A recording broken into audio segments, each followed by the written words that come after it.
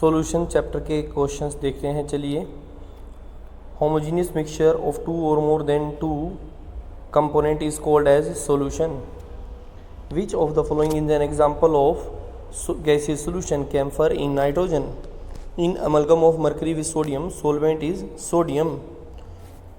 Next देखते हैं जी, what is the mass percentage of carbon tetrachloride if 22 gram of benzene is dissolved in 122 gram of carbon tetrachloride. 122 gram carbon tetrachloride है, divide किससे करेंगे जी? Total mass से। Multiply किससे करेंगे जी? 100 से करेंगे। तो हमारे पास राइट आंसर क्या ऑब्टेन हो रहा है जिसके इसमें A is the right answer. Fourth का A is the right answer. Next देखते हैं जी, what is the mole fraction of glucose in 10% weight by weight glucose solution. तो मोल फ्रैक्शन निकालना है जी हमने ग्लूकोज का, तो कैसे निकालेंगे जी? तो हमारे पास 10 डिवाइडेड बाय 180 ग्लूकोज का मास हो गया जी, फिर 10 डिवाइडेड बाय 180 ये ग्लूकोज के मोल्स हो गए, फिर हमारे पास ये भी मोल्स हो गए ग्लूकोज के, ये भी ग्लूकोज के मोल्स हो गए। और अब हमने किसके मोल्स पुट करने हैं जी? तो हमने वाटर के मोल्स पुट करने, तो 90 डिवाइडेड बाय 18 हो जाएगा जी, 90 डिवाइडेड बाय 18। तो यहाँ से हमारे पास क्या निकल जाएंगे जी? एक्स ग्लूकोज निकल जाएगा, x glucose, mole fraction of glucose निकल जाएगा। और हमारा फिफ्थ का जो राइट आंसर ऑब्टेन हो रहा है जी, A is the right answer. Next देखते हैं sixth question, a solution is obtained by mixing 200 gram of 30%। इसका 30% सोल्यूट है जी और इसमें 20% सोल्यूट है जी। तो हम क्या करेंगे? 30% ऑफ 200 ग्राम अपॉन 100 और 20% ऑफ 300 ग्राम अपॉन 100। ठीक है जी, इसको हम सोल्व कर लेंगे तो हमारे पास वैल्यू कितनी आएगी जी? ये हमारे पास कितनी आएगी जी? 60 ग्राम। इसको भी सोल्व कर लेंगे, ये भी हमारे पास कितनी आ रही जी? 60 ग्राम आ रही है, 60 ग्राम। ठीक है जी, दोनों की वैल्यूज़ हमारे पास 60 ग्राम्स आ गई। तो ये 120 ग्राम हो गया। तो 120 ग्राम हमारे पास क्या हो गया जी? मास ऑफ सोल्यूट। फिर 120 डिवाइड बाय 700 इंटू 100 करना पड़ेगा जी हमें। ये मास ऑफ सोल्यूट हो गया, ये मास ऑफ सोल्यूशन हो गया। तो अब हमें इन्होंने पूछा है solute in the final solution, तो इसका जो आंसर आएगा हमारे पास क्या होगा जी? Percentage of solute in final solution होगा। 2 0 से 2 0 कैंसिल कर देते हैं जी हम लोग। अब हमारे पास 120/7 आ गया। ठीक है जी, तो 7 1 जा 7 हमारे पास हो गया जी। फिर हमारे पास कितना आंसर बनना चाहिए? 120 है ना जी, तो 120 है, 7 1 जी 7। तो क्या आंसर बन जाएगा जी? देखते हैं जी।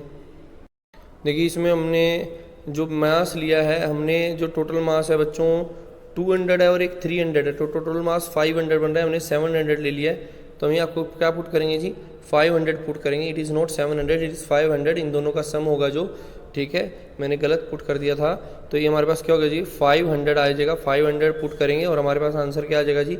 इसका जो राइट आंसर ऑब्टेन होगा हमारे पास सीधा 24 इंटू 5 बच्चों 120 होता है, सीधा आंसर 24 आ रहा है। D is the right answer. Next देखते हैं जी, 7th क्वेश्चन।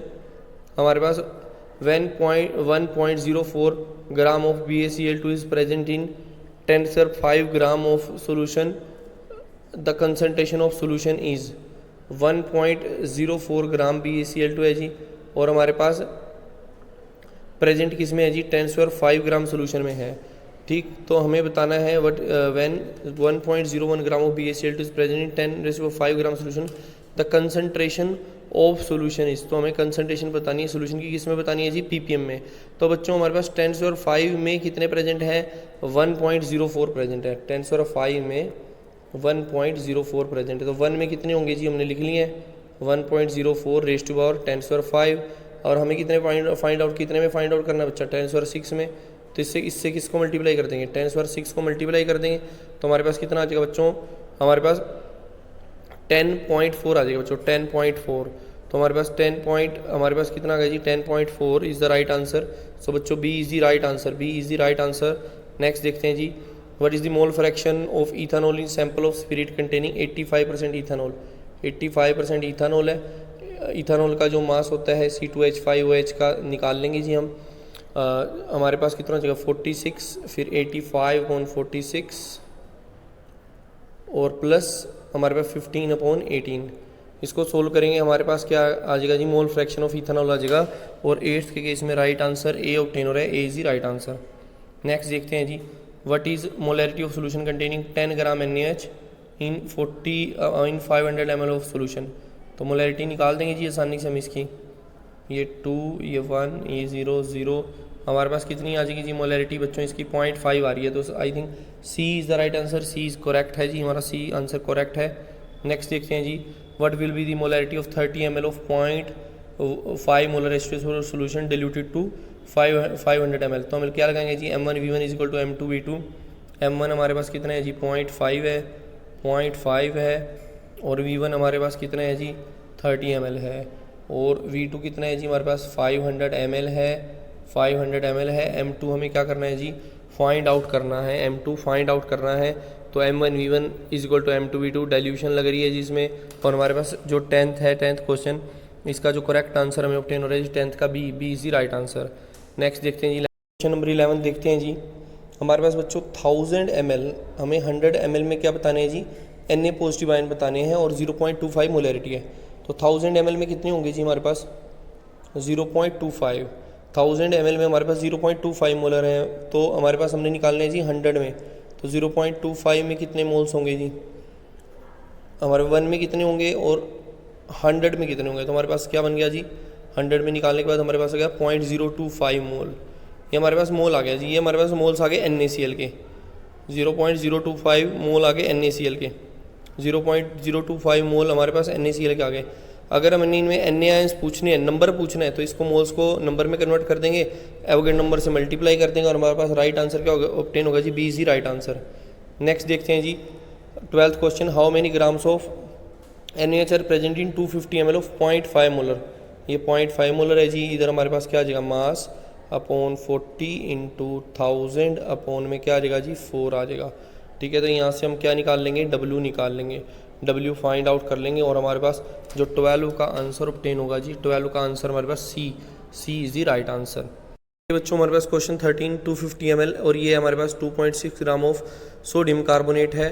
तो यहाँ से क्या निकालनी है जी मोलैरिटी निकालनी है, हमने पहले मोलैरिटी निकाल लेंगे, M1V1 is equal to M2V2 लगाएंगे जी। फिर तो मोलैरिटी इसकी निकालनी, कैसे निकालोगे जी आप 2.65 डिवाइडेड बाई Na2CO3 का मास 106 होता है, इंटू 1000 करेंगे, डिवाइड किससे करेंगे जी हम लोग 10 पर हमारे पास 106 हो गया, इंटू वॉल्यूम कितनी दे रखी है जिन्होंने 250 दे रखी है। तो यहाँ से किसकी वैल्यू निकालेंगे जी मोलैरिटी की वैल्यू आएगी, यहाँ से किसकी वैल्यू आएगी जी मोलैरिटी की जो वैल्यू आएगी वो यहाँ पुट कर देंगे, और ये वॉल्यूम कितनी दे रखी है जी हमें 10 ml, और नई वॉल्यूम कितनी चाहिए जी हमें 500 ml, और हमें यहाँ से फाइंड आउट क्या करना है जी M2 हमें क्या करना है जी फाइंड आउट करना है, M2 हमें फाइंड आउट करना है, और 13 का हमारा जो करेक्ट आंसर हो जाएगा जी D is the right answer. Next देखते हैं जी question number 14, the density of solution prepared by dissolving 120 gram of urea in 1000 gram of water is this the molarity of solution.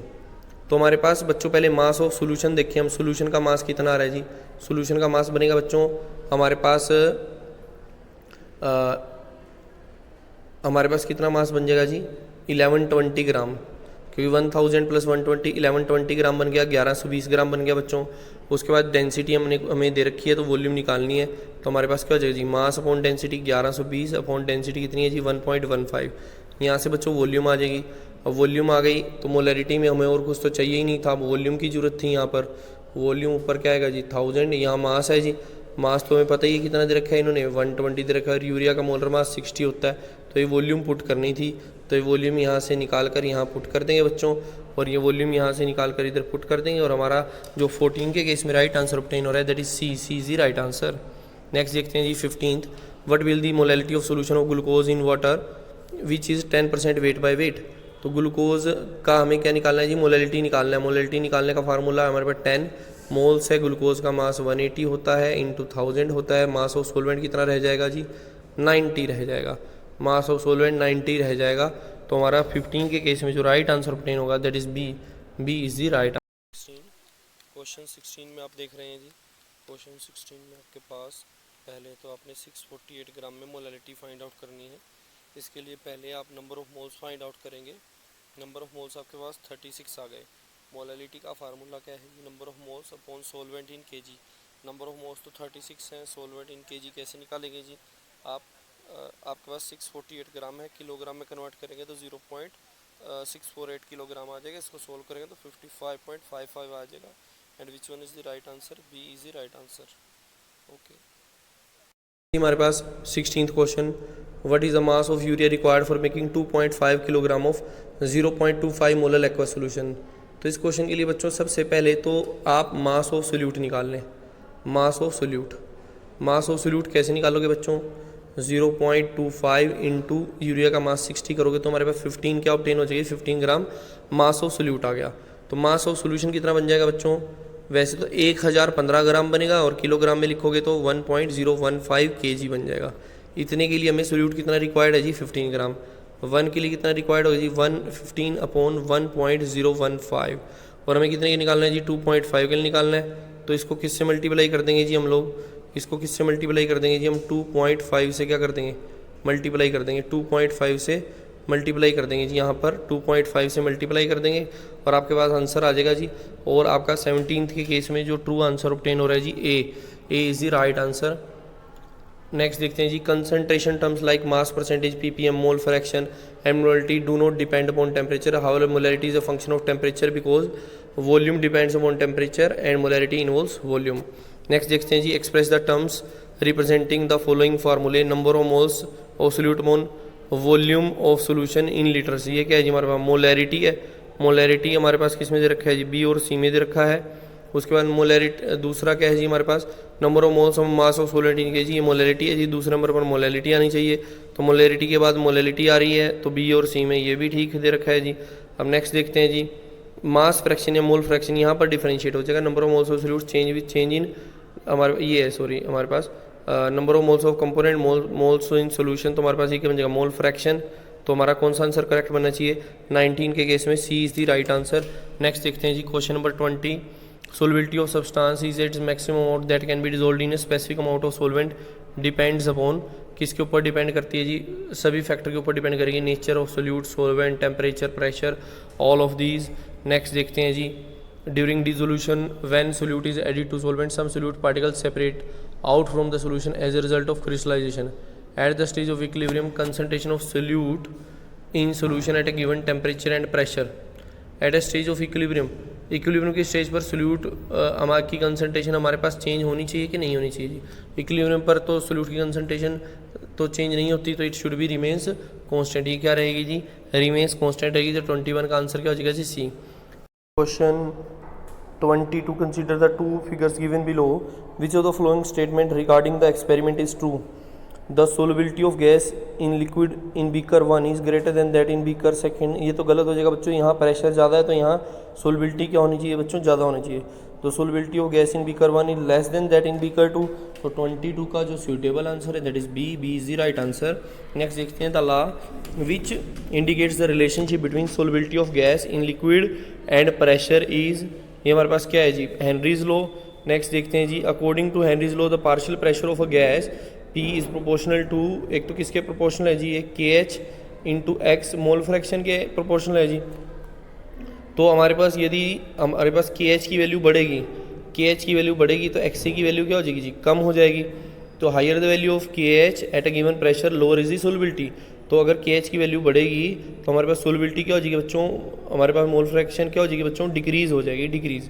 तो 24 का right, B is the right answer. 25 देखते हैं जी, the values of Henry law constant for some gases at 293 kelvin is given below, arrange the gases in the increasing order of their solubility. ठीक है जी, तो हमारे पास हेनरी लॉ कांस्टेंट दे रखे हैं जी। इट मीन्स जिसका हेनरी लॉ कांस्टेंट ज़्यादा होगा उसकी सोलबिलिटी क्या होगी? कम। तो सबसे हेनरी लॉ कांस्टेंट किसका ज़्यादा है जी? हमारे पास हीलियम का है, तो हीलियम की सोलबिलिटी सबसे कम होगी। तो इट मीन्स सी या बी और सी में से आंसर बनना चाहिए। सबसे कम किसकी होनी चाहिए बच्चों? सबसे कम किसकी होनी चाहिए? जिसकी वैल्यू सबसे कम है O2 की, तो बी वाला आंसर बनना चाहिए हिसाब से। 25 का B is the right answer. ठीक है जी, तो एक बार 25 में हमारे पास सबसे एक बार फिर से देख लेते हैं। 25 में हमारे पास हीलियम और इसमें भी हीलियम और ऑक्सीजन है, इसको एक बार रीचेक कर लेते हैं जी। हमारे पास क्वेश्चन क्या है? Arrange the gas in the increasing order of their solubility. तो जिसका हेनरीज कांस्टेंट सबसे ज़्यादा होगा उसकी सोलबिलिटी सबसे कम करनी है, हमने सबसे कम करनी है बच्चों, सबसे कम। तो हमारे पास ऑक्सीजन का हेनरी कांस्टेंट सबसे कम है, तो उसकी सोलबिलिटी क्या होनी चाहिए बच्चों? सबसे ज़्यादा सोलबिलिटी होनी चाहिए। ये जो ऑर्डर इन्होंने बनाया है, this is the order of Henry's constant. ये ऑर्डर किसका है जी? हेनरीज कांस्टेंट का है, और सोलबिलिटी का ऑर्डर तो इससे अपोजिट होगा। तो which one is the right answer? A is the right answer. Next देखते हैं जी 26, H2S is a toxic gas used in qualitative analysis if solubility of H2S in water at STP is 0.195, what is the value of KH। तो KH की value निकालनी है जी हमारे पास, और हमें क्या दिया गया जी, ये वैल्यूज़ दी गई हैं। अब हमें देखना है जी हमारे पास जो प्रेशर है हमें किन टर्म्स में पुट करना है।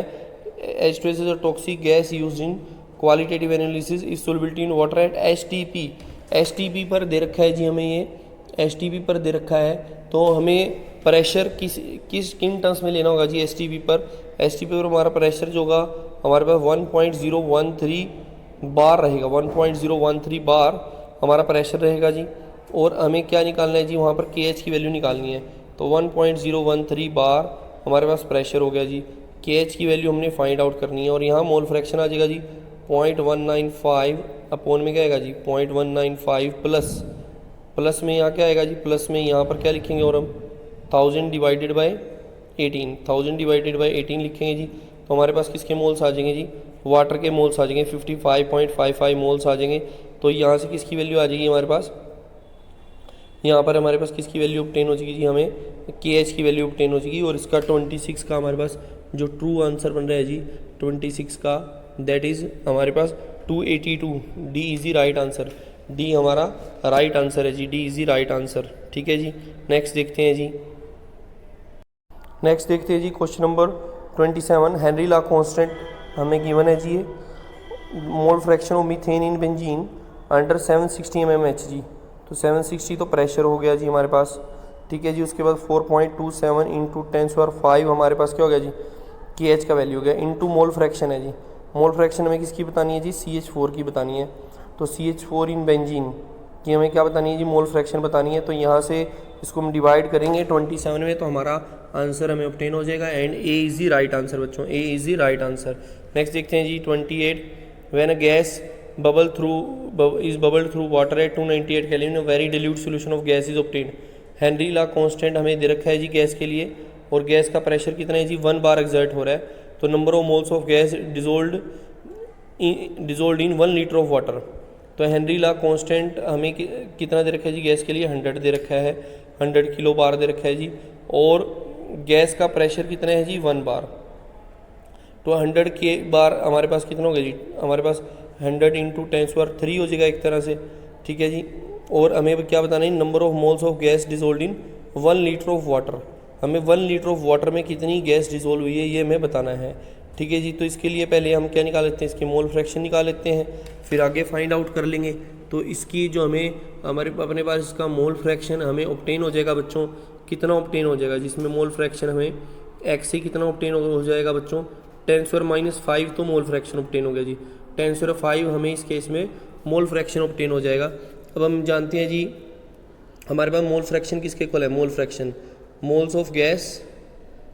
ऑफ गैस के मोल अपॉन में mole of gas upon total कितने मोल आएंगे, moles of gas upon total moles. अब moles of gas upon total moles आ जाएंगी। अब टोटल मोल्स हमारे पास कितनी है जी, अब मोल फ्रैक्शन में moles of gas upon total moles, तो इसको मैं क्लीन कर देता हूँ एक बार। तो मोल्स ऑफ गैस हमारे पास कितने लिखेंगे जी हम, x, और नीचे हमारे पास कितना आ जाएगा x अपॉन 55.55 आ जाएगा, क्योंकि हमारे पास 1000 ml है और हम ये मान रहे हैं कि 1 ग्राम पर ml है, वाटर की डेंसिटी 1 ग्राम पर ml है। तो 1000 ml है तो 1000 ग्राम मान लिया, और 1000 ग्राम को 18 से डिवाइड करेंगे तो 55.55 आ जाएगा। यहाँ से वैल्यू हमारे पास आई हुई जी 10⁻⁵। इसको फर्दर हम सोल्व करेंगे जब, तो हमारे पास जो अब देखें 55.55 x से बहुत ज़्यादा है, तो हम क्या लिख सकते हैं जी, x अपॉन 55.55, और यहाँ से हमें किसकी वैल्यू ऑब्टेन हो जाएगी, x की वैल्यू ऑब्टेन हो जाएगी बच्चों 28 का B इज़ी राइट आंसर, 28 का B इज़ी राइट आंसर।